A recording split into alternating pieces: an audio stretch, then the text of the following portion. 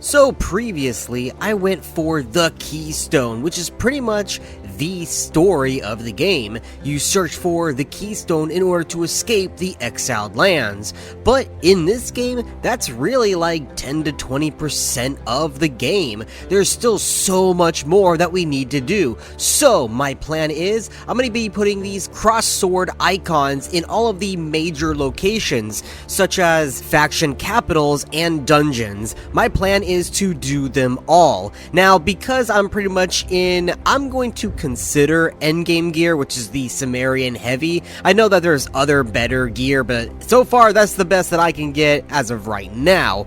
But that means there's a lot of lower level content that I've not done yet, which we will be going back and starting on first. But before we get to that, I head back to the Sumerian camps because I need to equip my follower with some better gear. I need more potions, more food, and as I go to check the chest behind their hovel, I find something that changes everything. 2 small crates, which can be used as decor, but they are also inventory storage. This is huge because up until now, I've not been able to craft a box in order to store the many items that I've collected over this adventure. I've just been rescuing thralls and using them as a bank. Now I have 2 inventory storage boxes. So one of them I use for just kind of like random crap that I wanted to hold on to but I don't really need, while the other one is going to be more for important stuff that I want to keep but I don't need at the moment.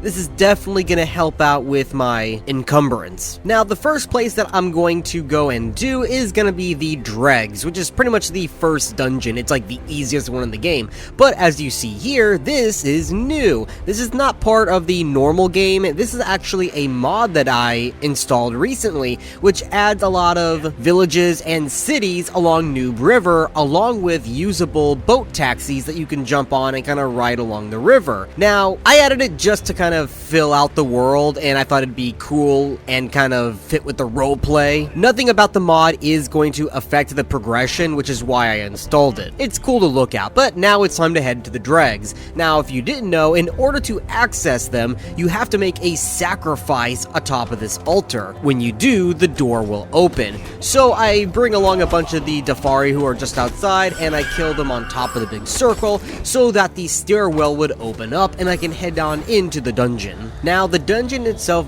does require you to have bow and arrows.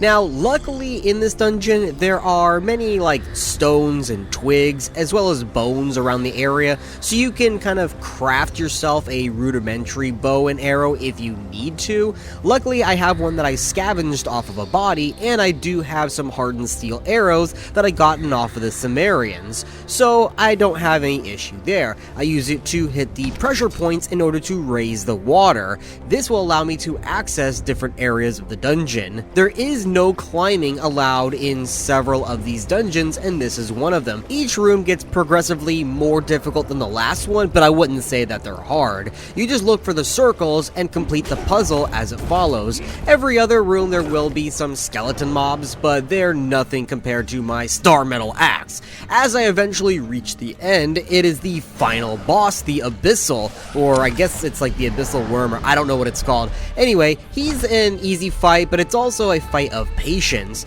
Now, I can use my bow to get some damage in on him, or if you have sorcery, you could use that as well. Really, you have to wait until he jumps out of the pool, and then you can run up and hit him if you are more melee oriented, which is pretty much most of the weapon types in this game. Once he comes out, I deal a lot of damage to him. It only takes about 2 rotations in order for me to defeat him. After that, I harvest him for the Staff of the Triumphant, and I go to the lockboxes. Now, something that definitely has changed since the last time I played this game seriously is that all of these skeleton boxes that used to be near the world bosses out in the world are now moved to the end of dungeons, but you still have to get the skeleton keys from the world bosses. Don't worry, because that's actually going to be part of what we do in this new adventure. Not only are we going to go to the faction capitals, but we're also going to go to the dungeons and we're going to defeat at least one of every type of world boss, and that's going to be our very next stop. Now that it's daytime, I am able to see the village a little bit better, as well as the boat, which I had just missed. Now the boats that travel along the river are pretty slow. It's actually faster to run. Again, this is primarily for roleplay. It is not to benefit the player at all. There are many types of boats that I've noticed, so that does add a little bit of variety, and it's actually kind of cool.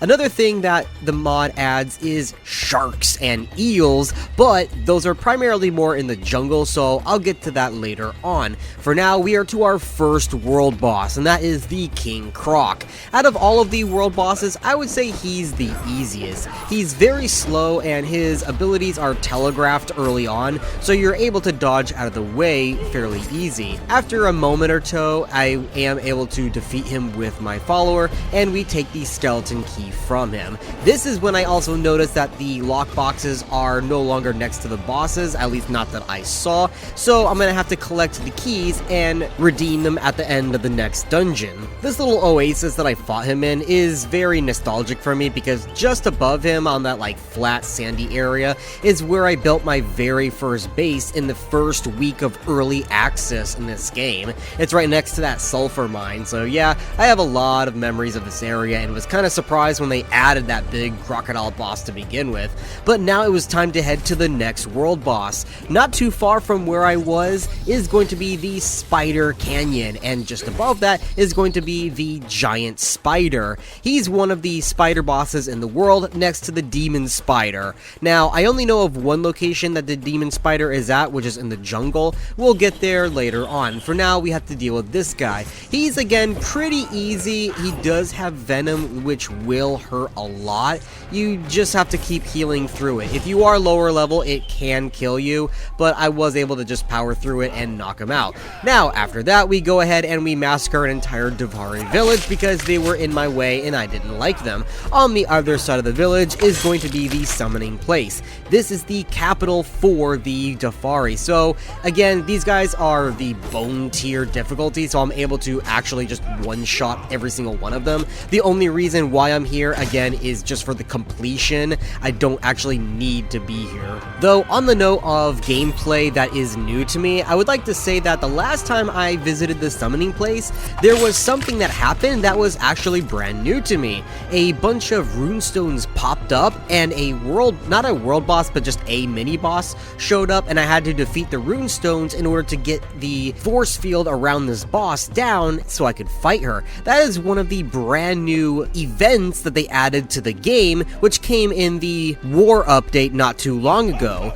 And there's actually quite a lot of these random events that will happen randomly, as mentioned before. It is RNG on whether it will happen or not, so this time around I didn't see it, but I will say that I had seen the one there earlier. Now the next stop for me is going to be the Black Hand Galleon out in the desert. This is one of, I would say, the two Black Hand capitals. Really, if you would think of Flotsam as a capital, I would think that would be the main hub, but technically, according to the map, the Galleon is, so we're gonna go ahead and head there. Now, I do have to fight through a few camps on the way because they're just in the way. I do stop and say hi to the Pirate Queen, who is the leader and originator of the Black Hand pirate crew, but she was exiled from her own group. She gives you a little bit of lore and what it's all about and why she's called Black Hand. After that, I hop on down and I start my assault against the pirates. So there's one camp on the backside, which is where I'm at. You have the galleon itself, and then you have a larger camp on the other side. Now, the Black Hand pirates, I would say, are iron tier difficulty, so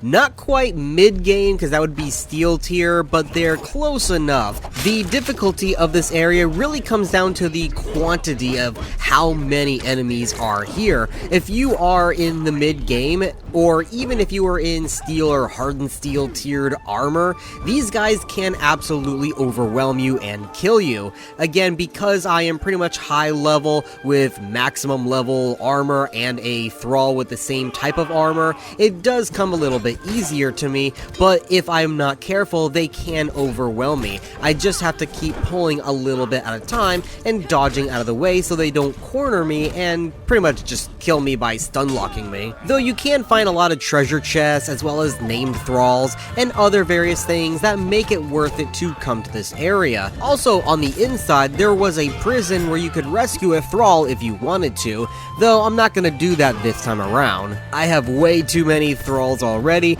and really one from this area would be a little bit too level for what I need. If I am to rescue a thrall, it is going to be from another Sumerian camp or somewhere that's higher level. Now, the desert has a lot of content in it. Some of it is definitely not going to be in this video or the next video, though the next video will contain more desert content, such as going to the Den and taking on the Midnight Grove dungeon, as well as other dungeons such as the Wine Cellar. Though I will say off the bat that I am going to be saving the War Maker dungeon for last, because as we all know, the Arena Master definitely got a buff that even endgame geared people will cry at. So I am not looking forward to that right now. That's definitely going to be saved for last. After pretty much sweeping through the entirety of the galleon, I head on down to the camp down below and began pretty much wiping everyone out there.